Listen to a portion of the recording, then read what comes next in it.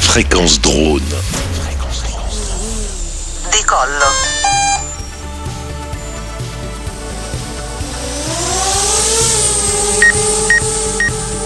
Fréquence drone, la première web radio francophone dédiée aux télépilotes et acteurs des filières drones aériens, terrestres, aquatiques et subaquatiques. Fréquence drone. Interview. En direct de la foire de Brignoles, je suis avec Franck Alborghetti. Tu es responsable de... Je suis responsable du groupe de travail à la FFAM pour le drone sport et particulièrement pour le drone racing, donc la discipline que l'on appelle F9U. C'est une discipline que j'ai découvert il y a quelques temps, là, au mois de février. Donc je t'ai découvert aussi. J'ai essayé d'aider du mieux que je pouvais en fonction de la société que je représente aussi.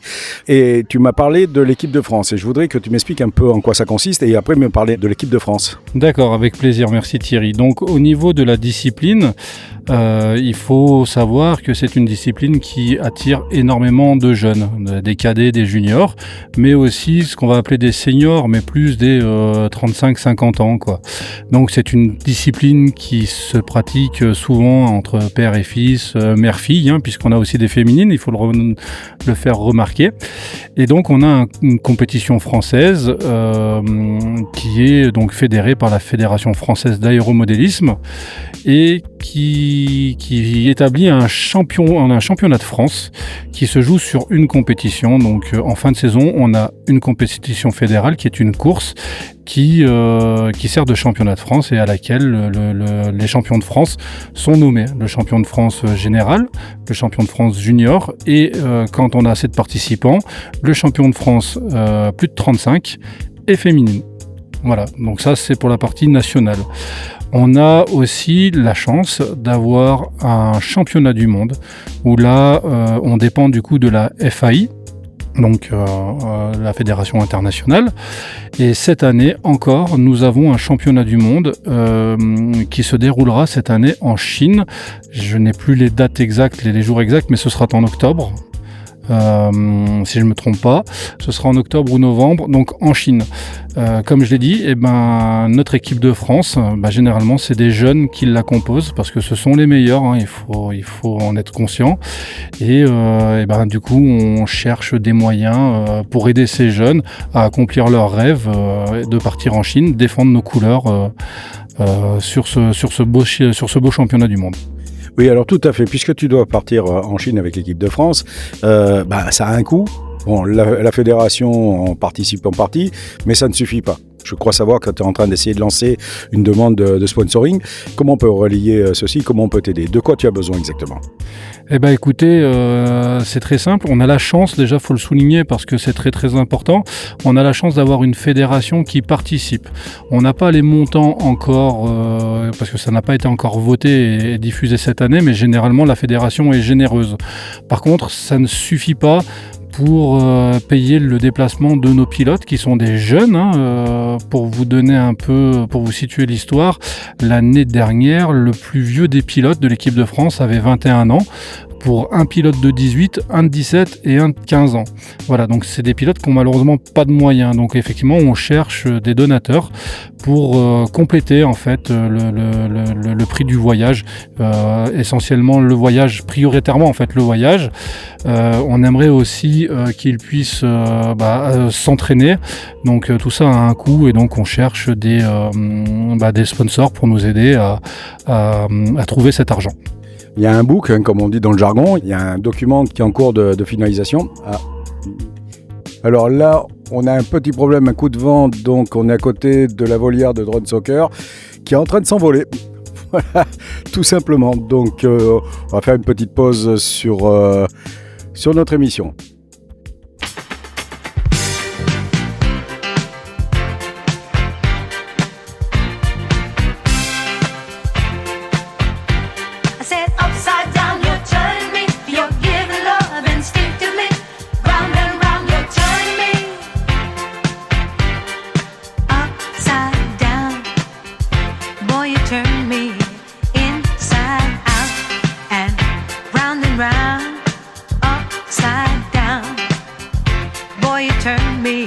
Inside out and round, instinctively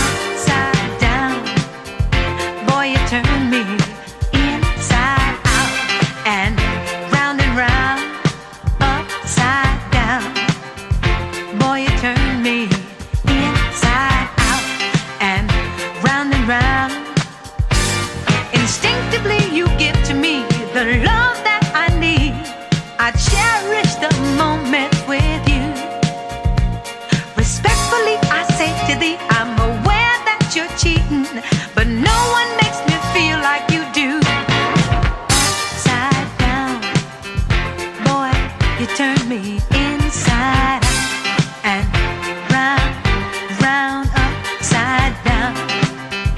Boy, you turn me inside out and round, upside down.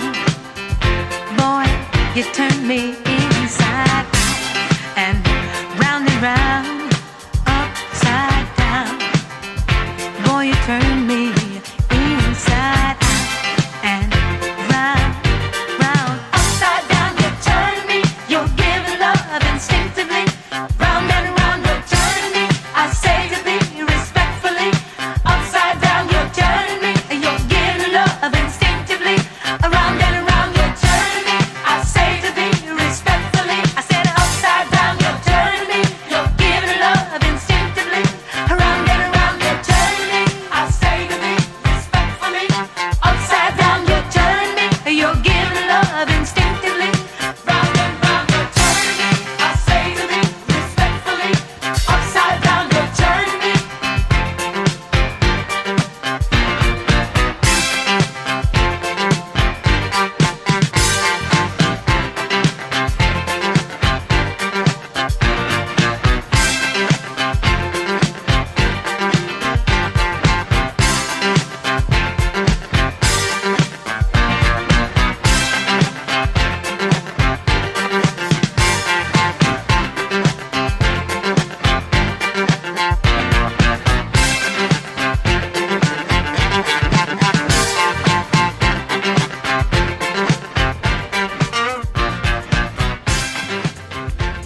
Alors, de retour avec Franck Alborghetti. Franck, dis-moi, on vient d'avoir juste une petite interlude parce qu'on a eu un coup de vent sur la cage du drone soccer qui s'est envolé, donc il a fallu l'amarrer. On en était où alors? Dis-moi. Alors je venais de finir d'expliquer les raisons en fait et nos recherches de sponsoring pour l'équipe de France. On est aujourd'hui en recherche de sponsoring, effectivement. Il faut compter combien et qu'est-ce que tu proposes aujourd'hui ou qu'est-ce que tu envisages de proposer pour ceux qui voudraient éventuellement soutenir l'équipe de France? Nous recherchons une enveloppe d'un montant de 25 000 €. Ça permettrait de faire partir en fait toute l'équipe avec leur helper. Je vais revenir sur le terme helper parce qu'il y a les pilotes et il y a bien sûr la personne qui accompagne le pilote et qui est présent pendant la course pour lui, vu qu'on est en FPV, donc en immersion. Ça se passe avec une personne qui doit être là et qui doit informer le pilote de l'environnement extérieur. Donc généralement c'est des équipages puisqu'il y a comme un pilote et un copilote de rallye, il y a un code qui se crée entre les deux personnes, des automatismes, elles sont là, elles se complètent. Donc c'est deux personnes qui doivent partir en Chine, c'est des équipages. La fédération nous aide, je l'ai réappelé tout à l'heure, et on la remercie bien sûr. Par contre, elle aide uniquement le pilote, et en aucun cas le spotter. Elle ne peut pas tout aider, puisqu'il n'y a pas que nous. C'est tout à fait normal que chaque pilote de la fédération soit aidé de la même façon, et donc on la remercie pour ça. Mais donc, il y a une personne qui part de l'équipage complètement à ses frais. Et ça devient du coup très compliqué. On a des personnes qui sont super qualifiées pour le faire, mais ça demande une sacrée partie de bénévolat, donc on cherche du sponsoring et ça rentre dans cette enveloppe des 25 000 €. Dans ces 25 000 €, on a aussi prévu un budget pour que l'équipe en fait s'entraîne, arrive à se regrouper sur un ou plusieurs entraînements. Et si possible, reproduire le circuit qui est diffusé bien souvent sur simulateur. Voilà. En ce qui concerne effectivement les spotters dont tu viens de parler, qui sont donc les accompagnants, les personnes qui doivent être derrière, qui tapent sur l'épaule si jamais il y a un problème. Il faut qu'ils disent au pilote, temporise, parce que le pilote peut pas le voir, peut même pas l'entendre vu qu'ils sont tellement éloignés. S'il se fait rattraper, c'est justement, pousse parce que ça rattrape, ou s'il est premier et que c'est confort en disant vol safe, sécure, tout ça. Donc c'est un travail d'équipe. Et ces personnes-là qui accompagnent, ils doivent financer leur trajet eux-mêmes. Comment ça se passe? C'est souvent un adulte et un mineur. Quand on va à l'étranger, et notamment avec des mineurs, il y a quand même pas mal de démarches à faire. Ça aussi, ça doit avoir un coût, non? Tout à fait, puisque les parents doivent accompagner aussi. Et souvent, le spotter, l'helper, est un parent, quoi. Voilà. C'est souvent le papa ou la maman du pilote qui aide, vu que c'est des jeunes. Voilà. Moi-même, je travaille en équipe avec mon fils, tout simplement. Il pilote et c'est moi qui fais spotter derrière. Voilà. Parle-en un peu de ton fils, parce que là, il vient de faire une belle performance. Tu peux nous en dire deux mots? Oui, donc mon fils Mathias a commencé la discipline, c'est sa 3e année, c'est sa 2e année de pilotage. Et il se donne à fond, il s'éclate, il travaille vraiment dur à ça. Et là, il commence à faire des très bons résultats, dont la semaine dernière, il a réussi à toucher les 2 finales et à monter sur le podium et même à arracher une manche de la finale face à 3 pilotes qui se trouvaient dans le top 5 français. Ouais. Donc voilà. C'était la manche qu'il y avait du côté de Rennes, c'est ça, ou de Nantes, je sais plus. Non, ce week-end, c'était sur Paris. Nantes Rennes, c'est le week-end prochain, c'est le week-end du 21 avril. Voilà, où là aussi, il sera en rendez-vous pour aller affronter d'autres pilotes, et montrer qu'il en veut, quoi. Alors pour donner envie à nos amis exploitants drones qui auraient envie de soutenir l'équipe de France, voire même des grands groupes, s'ils nous écoutent, ce serait avec plaisir. On a qui dans cette équipe de France ? Alors, aujourd'hui, l'équipe de France, elle n'est pas encore constituée, puisqu'elle se constitue sur la saison FAI, sur le championnat international. Pour pouvoir prétendre à être sélectionné à l'équipe de France, il faut avoir fait les championnats de France de l'année d'avant, donc les championnats de France 2023. Et ensuite, il faut être en fait dans les 3 meilleurs pilotes sur le classement international. Donc il faut aller faire au minimum 3 courses internationales, donc dont 2 au minimum à l'étranger.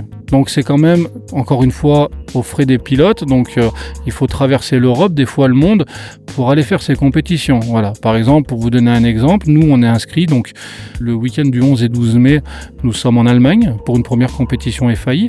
Nous serons le 17 et 18 mai, donc une semaine après, à Paris pour la manche de la World Cup France.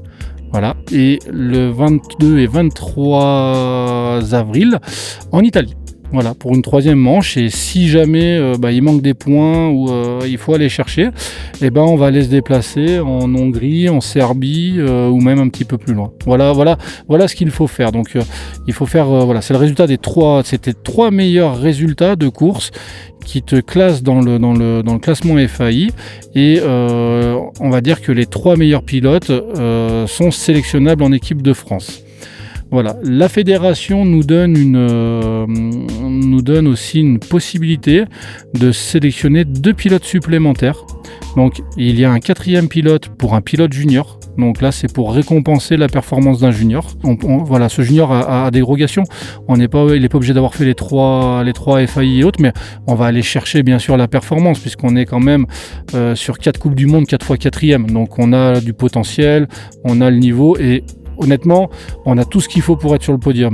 Donc on va aller chercher bien sûr le meilleur junior et on a la possibilité d'aller sélectionner une féminine aussi, puisqu'il faut qu'elle soit représentée au championnat du monde. Alors, on a aussi dans cette équipe de France, je crois, quelqu'un qui est champion du monde. Ah oui, qui a été plusieurs fois champion du monde. On a eu l'équipe de France. Kylian Rousseau, qui a été sélectionné à chaque fois qu'il y a eu une équipe de France, qui a été champion du monde plusieurs reprises. J'ai pas le palmarès exact, mais il a déjà brillé et il a remporté le championnat FAI plusieurs fois. Il a remporté les premiers World Games, donc les Jeux mondiaux en 2022. Là, il est en train de faire ce qu'il faut pour se classer et défendre son titre en 2025. Donc, on a quand même l'un des meilleurs pilotes mondiaux et français aujourd'hui. Voilà, c'est Kylian Rousseau. On a de très très bons pilotes, mais Kylian fait partie, oui, des meilleurs pilotes mondiaux, quoi. Et pour une fois qu'on peut dire Cocorico, moi ça me fait plaisir, je suis très content. Faut le chanter, Cocorico, bien sûr. Bravo, Kylian. Écoute, je te remercie. On va faire une petite pause et on revient dans quelques instants. À tout de suite.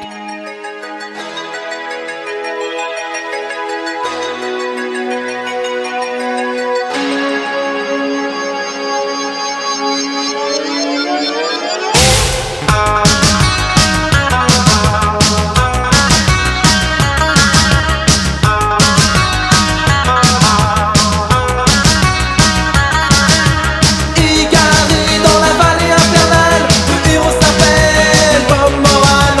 À la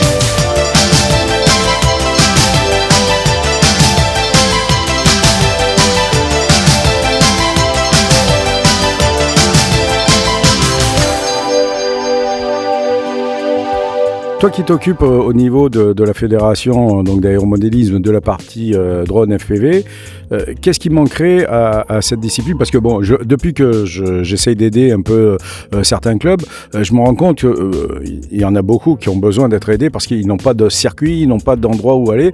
Qu'est-ce qu'il faudrait pour les aider? Alors, on est un petit peu face à un choc générationnel.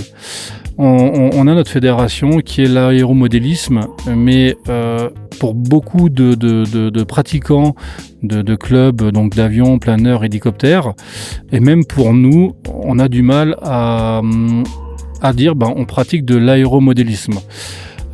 Mais on dépend de cette fédération et on doit en dépendre puisque du coup c'est l'appellation et c'est la discipline qui a évolué avec la loi drone. Malheureusement, on n'arrive pas à mélanger les activités donc d'aéromodélisme et de course de course de drone ou de drone soccer parce que il y a un choc de génération, il faut du matériel. Aujourd'hui, pour que ça fonctionne, il faudrait que notre discipline ait plus de visibilité par des événements publics. Nos compétitions peuvent être regardées de l'extérieur et ça, c'est primordial. Justement pour nous aider à créer des clubs spécifiques aux multirotors de course et au drone soccer et à trouver des terrains et des structures pour faire nos courses, quoi. Voilà. Eh bien écoute, l'appel est lancé sur Fréquence Drone, toujours utile. On va essayer de relayer ça au maximum et on va voir si on peut t'aider. Alors je rappelle que cette discipline a besoin d'un coup de main quand même aussi bien pécunier, ça c'était évident, mais aussi de logistique, c'est-à-dire des lieux, des sites d'accueil, et que si cet appel peut être entendu aussi bien par des institutionnels que par d'autres exploitants drones, on accueillera ça facilement. Ou l'armée tout bêtement, avec les actualités aujourd'hui.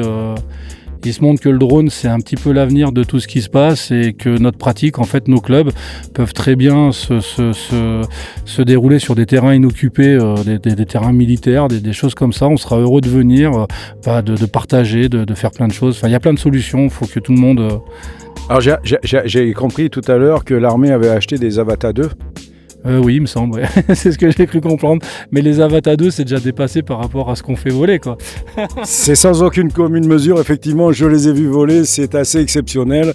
Ça va à une vitesse phénoménale puisque, si j'ai bien compris, ça va de 0 à 250 km/h en moins d'une seconde, c'est ça? Exactement, ouais, exactement. Ça a une vélocité qui est énorme. Ça prend 0 à 200 km/h en moins d'une seconde. C'est piloté sans assistance de vol. Donc, c'est l'humain qui est derrière la machine. Donc, c'est incroyable. Faut le voir pour le croire.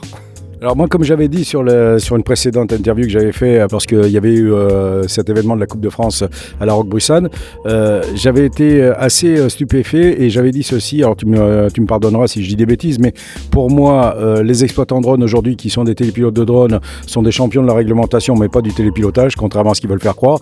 Par contre, vous, ici, peut-être un peu moins fort sur la réglementation, mais alors question pilotage, c'est les champions du monde. C'est exactement ça.